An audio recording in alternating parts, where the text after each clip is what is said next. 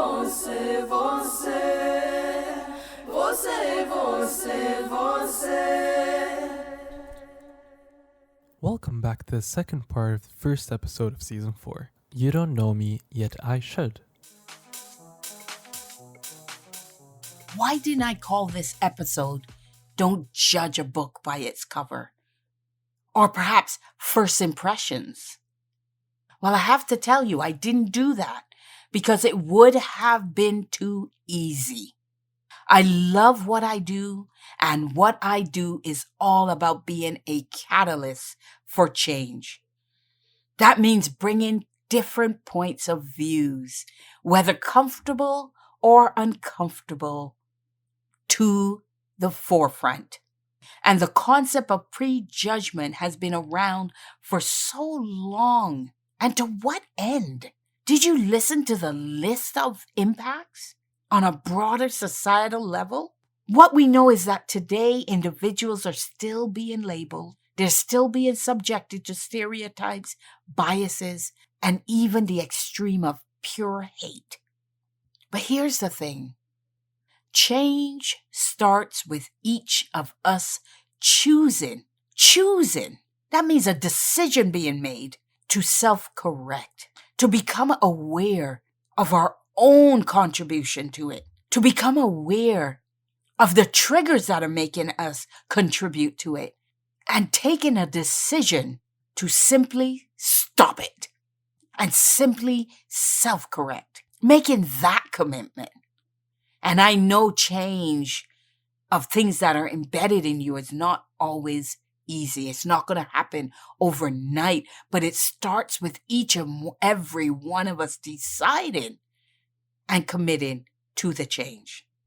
Not just say we want to do better, but doing better. And as someone living in a group marred by this behavior and these tendencies, I aim to give a different perspective, and I aim to honor the young adult who requested I speak on this topic. Yes, this topic was requested, and that request came for a reason. And when I speak, I'm always having a you discussion, and I'm always having it with the intent to change your perspective, to change your life and the life of all those who encounter you and surround you and rely on you and look to you potentially for being a role model. And I never ask of you what I don't ask of myself. It's a journey that we're all on. So I call this episode, You Don't Know Me, Yet I Should. Now, as we continue, You Don't Know Me is in response to someone feeling that another person has made assumptions or judgments about them without truly understanding their thoughts, feelings, experiences, or their true character. It is a way for someone to express a level of resentment for being or made to feel misunderstood. And it is a cry out to ensure that their complexities and individuality are never overlooked or misunderstood. You don't know me can convey a sense of frustration, defiance, or a desire for recognition and validation.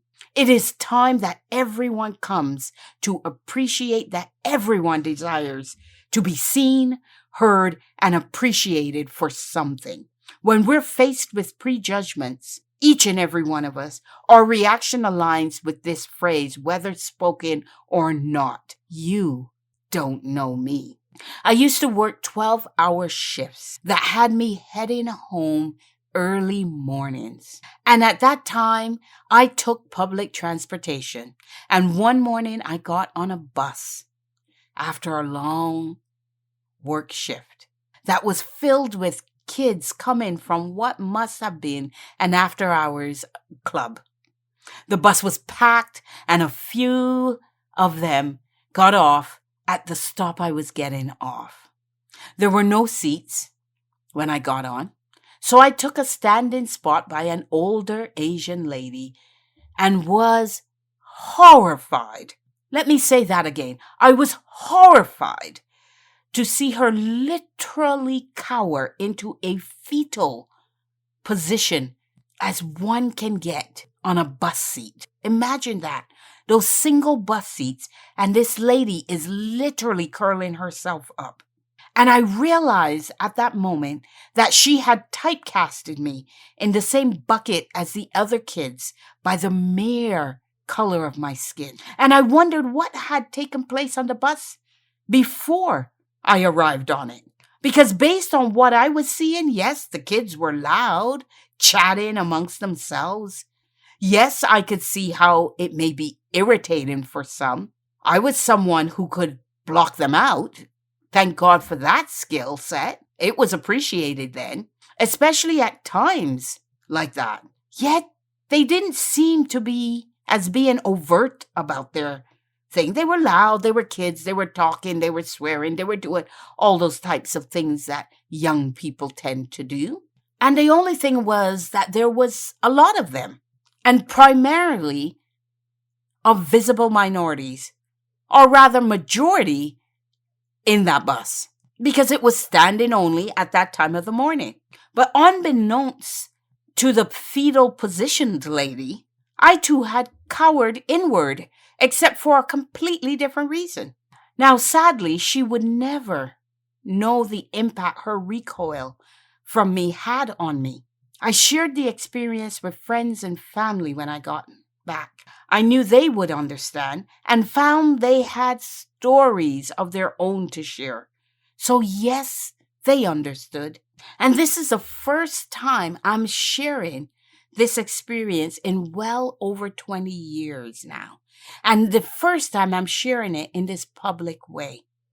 I know what it's like to have another human being recoil from you without knowing anything about you and just based on one aspect of you and perhaps your age.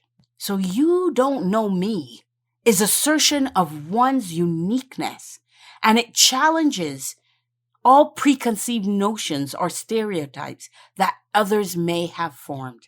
It's a reminder that every individual is multifaceted and cannot be fully understood or defined solely based on external appearances or limited interactions. It emphasizes the importance of taking the time to listen, communicate, and genuinely get to know someone before making judgments or assumptions about them.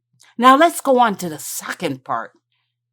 Yet I should brings your attention to the fact that while others may not know you and should take time to get to know you, the same holds true for you. You should know you.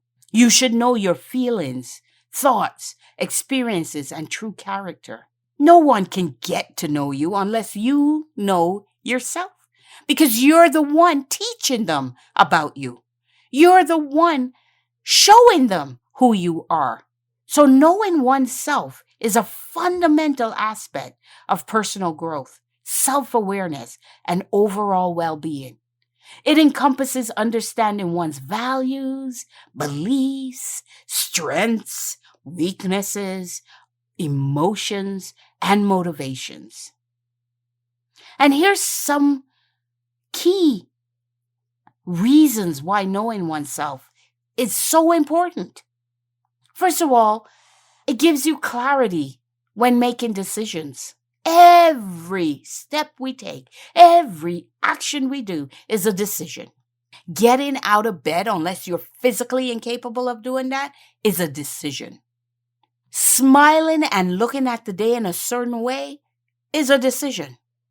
Taking action to do something for yourself is a decision. Taking action to do something for others is a decision. Putting on your clothes is a decision. Getting in the bath is a decision. All of it is a decision. All day, every minute of the day, you are making decisions. Having clarity in those things that you're doing is all about knowing yourself as well. Because if you don't know yourself, you're probably taking actions that may not prove to serve you best. Those who are self-aware have a better understanding of their goals, their aspirations, and most importantly, their values. It helps them make decisions, that clarity.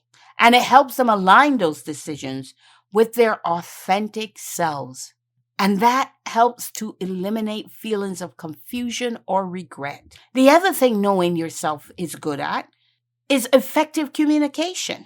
You can better communicate your thoughts, your feelings, and needs to others. And when you are able to do that, meaning you've empowered your voice, you get healthier relationships. You get improved interactions and collaborations, and you reduce misunderstandings. What about your emotional aspect of who you are?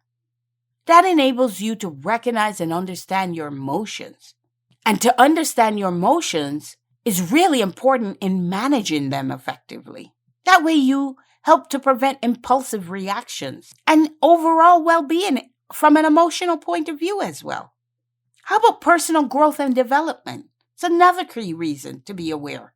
You need to swap yourself. I always keep saying that. You need to know your strengths and your weaknesses, because knowing those things allows you to focus on areas for improvement. It allows you to make decisions about investing in yourself. It empowers you to set meaningful goals and work towards those, all for the point of personal growth. That's why I always say I want to work with those who truly want to grow. Because people who can say they truly want to grow has started taking steps and made a commitment to know themselves.